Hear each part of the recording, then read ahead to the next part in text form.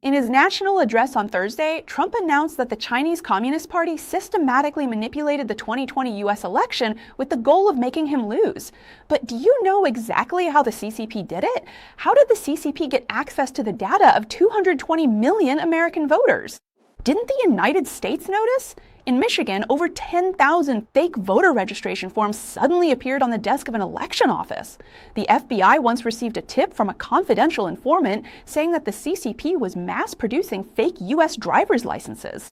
But when all these bizarre pieces of intelligence were reported up the chain, the U.S. government ultimately came to the absurd conclusion that it was the safest election in history. What exactly happened in the middle of all this? And why is the truth able to come to light now? Today, let's take a look at the batch of declassified documents that support Trump's accusations. Through these previously unreleased internal communications and evidence, we'll see what kind of drama was really playing out behind the scenes. Who was aiding and abetting, who was covering up the truth, and who was risking everything to blow the whistle. Trump said the CCP stole registration data for 220 million American voters.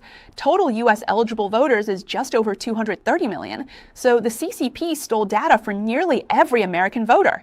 Trump called this the largest election data leak in history. How did the CCP obtain such a massive amount of data? According to declassified documents released by the White House, the CCP used three methods: buying, stealing, and hacking. First, let's talk about buying. Half of the U.S. voter registration data is public, and some states even allow the public to download it, so buying it isn't hard. But the challenge is a technical one.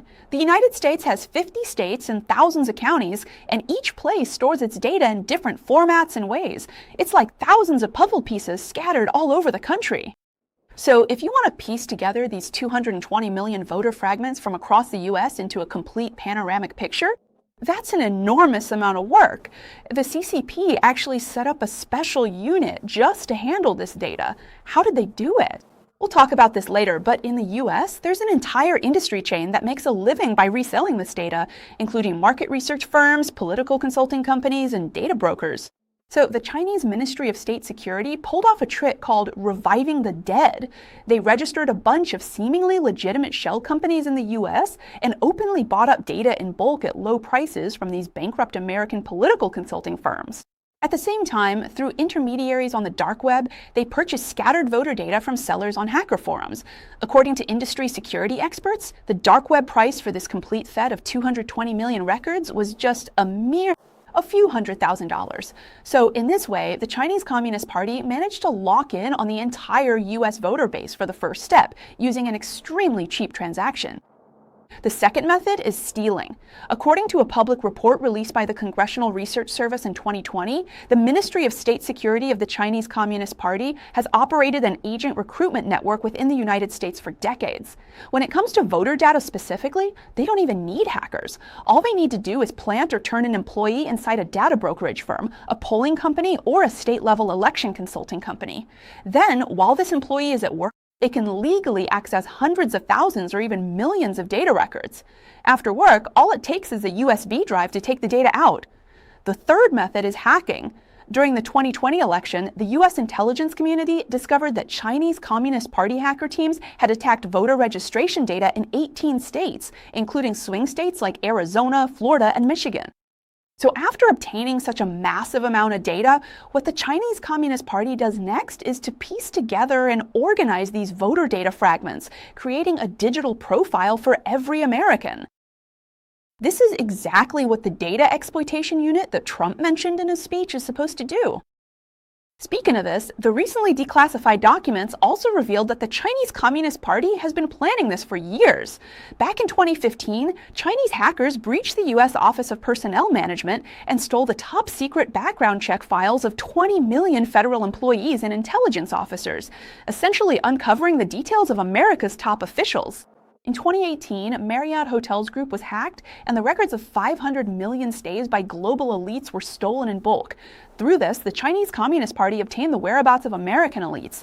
By 2020, through platforms like TikTok, they harvested the identity information, addresses, and lifestyle habits of hundreds of millions of young Americans, thereby gaining insight into the psychology of America's younger generation.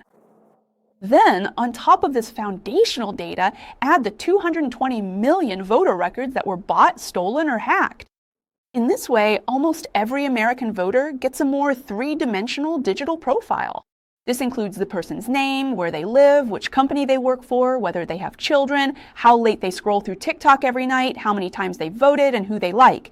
And this massive digital profile covers almost all 220 million Americans. This data has become a super radar for the CCP to systematically and comprehensively target and undermine the American system. The latest declassified CIA intelligence shows that as early as mid-2018, Beijing had already set a policy to use all domestic and foreign forces opposed to the U.S. president to reduce the president's votes, force President Trump to resign, or prevent his re-election.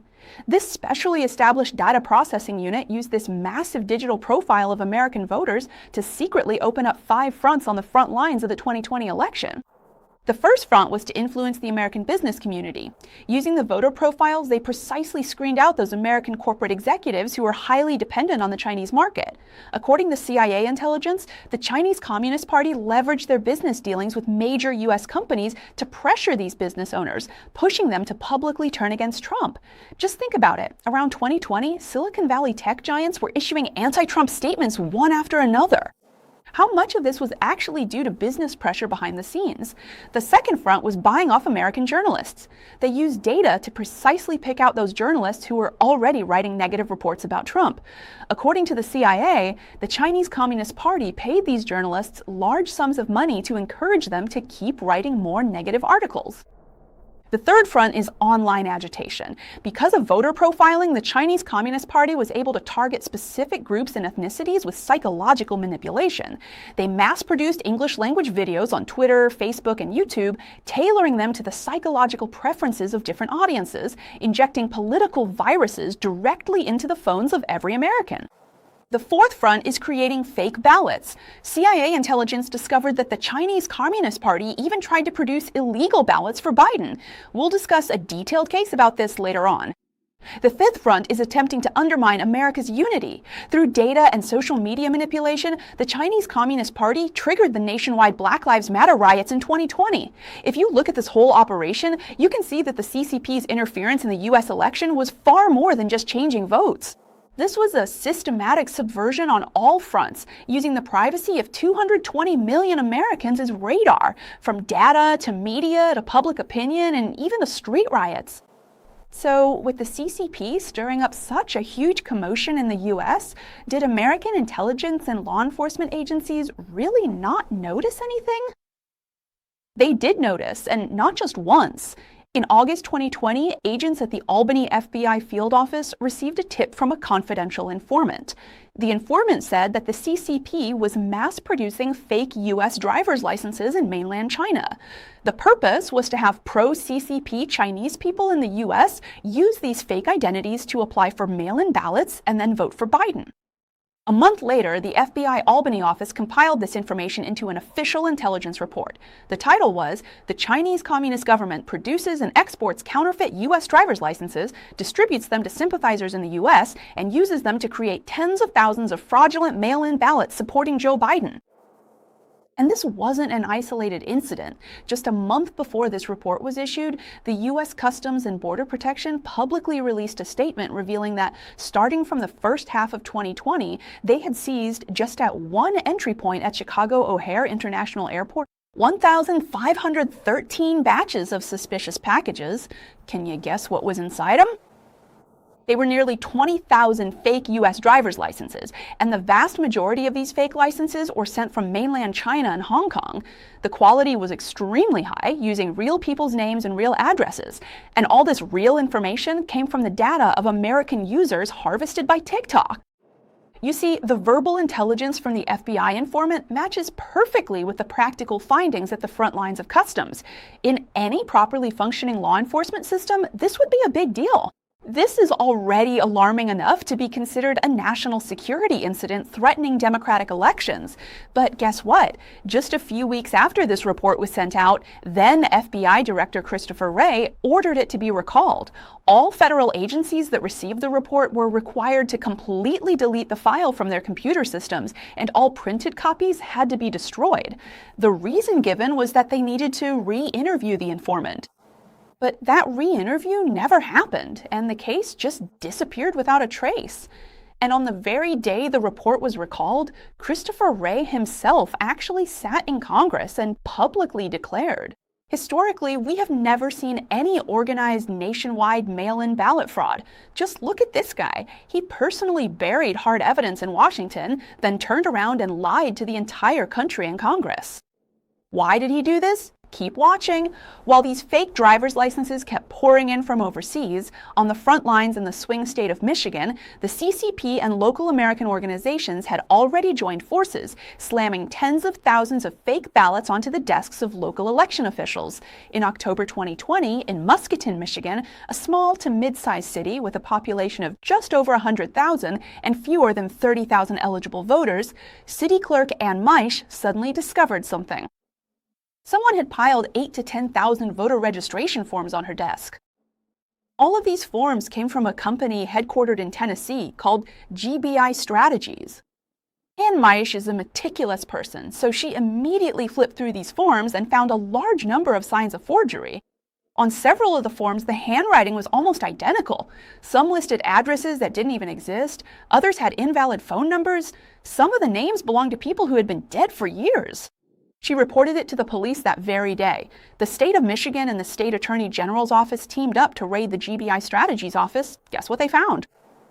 Box after box of prepaid gift cards, a pile of disposable burner phones, rental vehicles, and hundreds of work uniforms.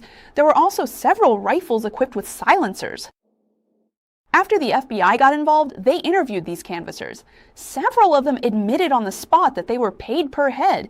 Every time they helped someone fill out a voter registration form, they'd get a prepaid gift card. Those who did more could make several $100s a day.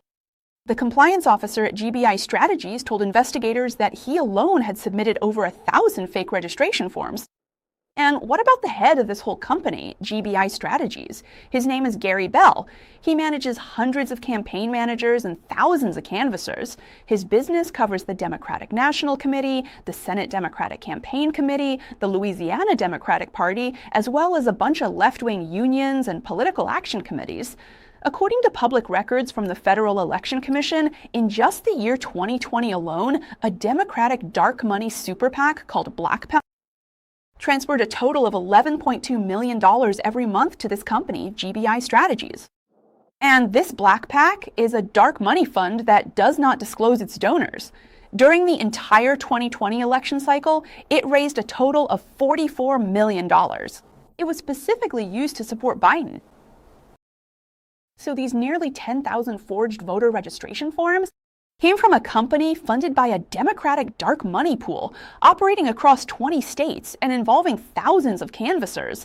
It was essentially a fake ballot factory where people exchanged forged voter registration forms for gift cards. The Michigan State Police immediately handed the case over to the Detroit office of the FBI, but the case was shelved for a full 4 years.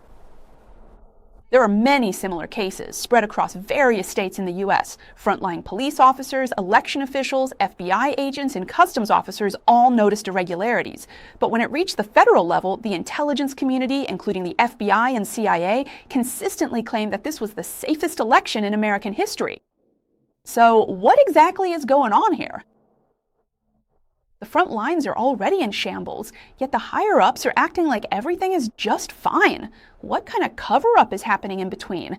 And now these declassified files that have been sealed for 5 years? Who risked everything to preserve them? To talk about this part, we first need to introduce one of the biggest figures in this declassification effort. His name is Christopher Porter. During the 2020 election, Porter held a position at the Office of the Director of National Intelligence. So what is the National Cyber Intelligence Officer? Simply put, he is the top technical expert in the entire U.S. government responsible for foreign interference in the cyber domain, and he reports directly to the Director of National Intelligence.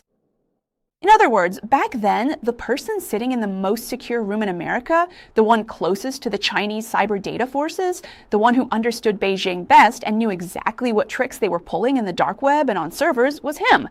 But despite being such a top-tier technical official, Porter ended up becoming the #1 thorn in the side of the entire Washington bureaucracy at the time. Porter's battle with the shadow government actually broke out 7 months before the election even began. That was in April 2020, still more than half a year away from the election. At the time, Porter was sitting in the most classified intelligence office, his face grim as he stared at the abnormal data streams pouring in from the front lines on his screen.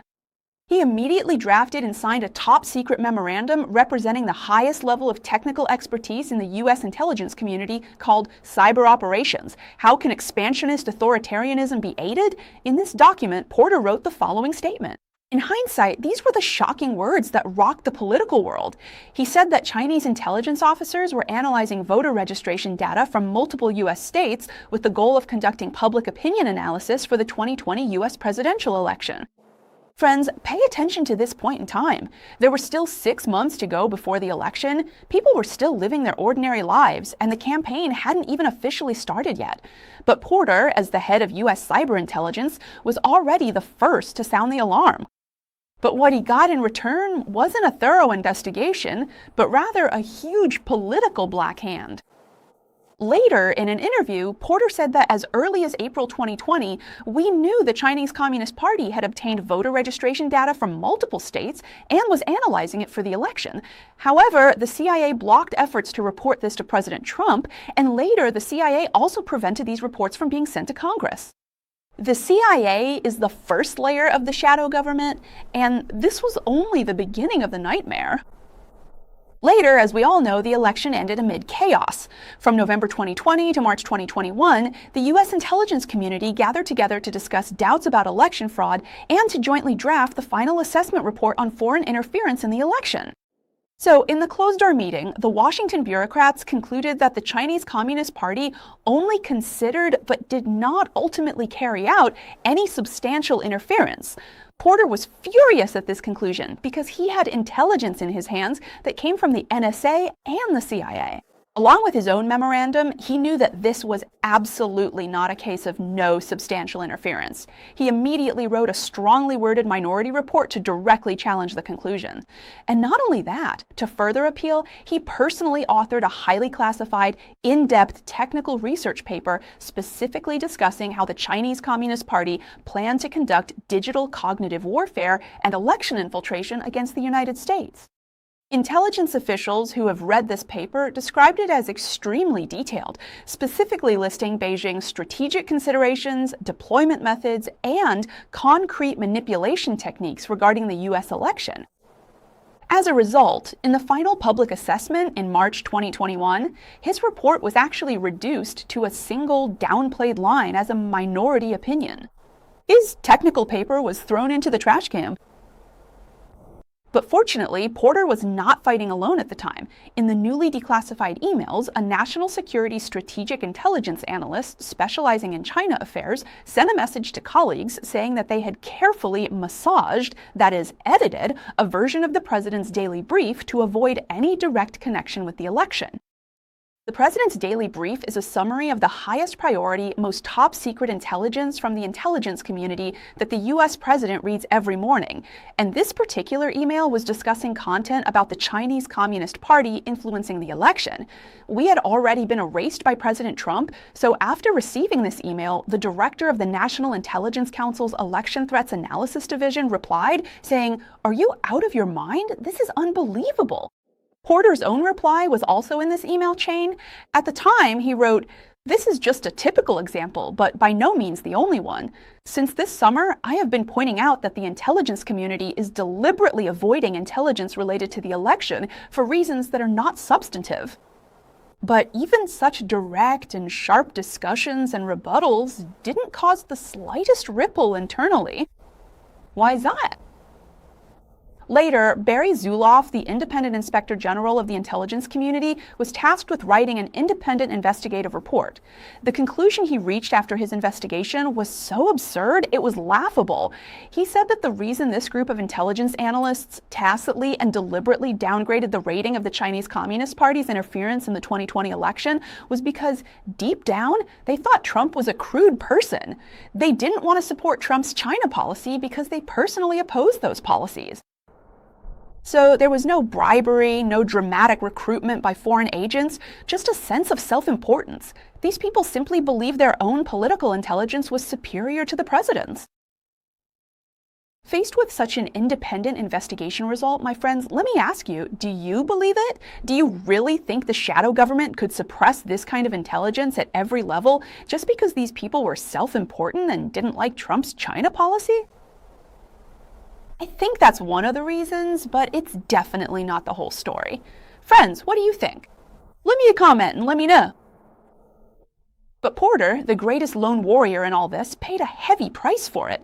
In December 2020, during the final weeks of Trump's first term, then Director of National Intelligence John Ratcliffe withstood internal pressure and officially endorsed Porter's so-called minority opinion. But as soon as he left, the whole situation changed. At the very start of Biden's term, the shadow government began a political purge against Porter. Later, in an interview, Porter accused the Biden administration of this. When I made a legal request to forward these reports to Congress, they directly changed my position and removed me from all work related to the election.